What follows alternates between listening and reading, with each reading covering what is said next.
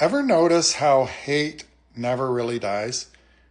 It just changes its costume. Once it wore a hood. Then it wore one of those weird red symbols. You know the one from 1930s Germany? But now it wears boxing gloves. Across the world, from Europe to Australia, and yes, even here in Canada, a new movement is growing.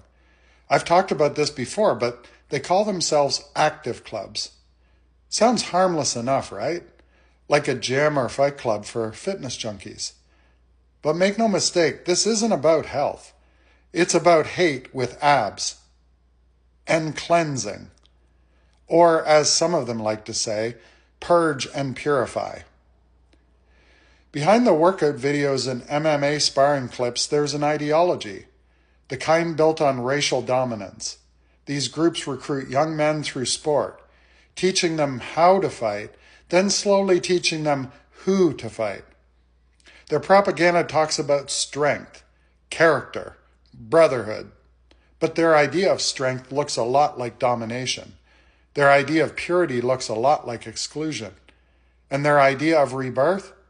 Well, they'd call it a nation reborn.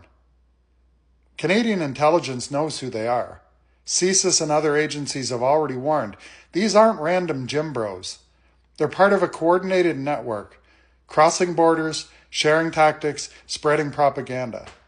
They post training videos with music that glorifies violence, and they wrap it in all in the language of patriotism. But peel back the slogans and you'll find something familiar. That same obsession with cleansing the nation.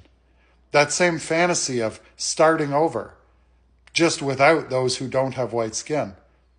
This isn't a handful of angry guys in a garage. It's a movement with chapters, symbols, and a shared dream of racial war. If you've ever seen the Purge election year, you'll remember who they sent to do the dirty work. The masked fanatics, the white nationalists, adorned with their symbols, the Confederate flag, the red one I mentioned earlier, and white power logos. They called it a night of rebirth, but underneath all the rituals in red, white, and blue, it was just hate wearing a holiday mask.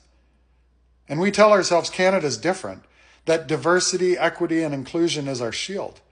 But that's exactly what these groups fear, a country too diverse to divide and too compassionate to control. They're not growing because hate is strong. They're growing because apathy is easy, because most people scroll past, because it's easier to call them fringe than to admit they're recruiting in our gyms, in our cities, in our news feeds. And because at the same time, these dudes look just like anyone else. They go to work, they jog in your parks, they post about discipline, brotherhood, and pride. They hide hate behind hashtags like self-improvement, because they know if they say it plain, we'd shut them down.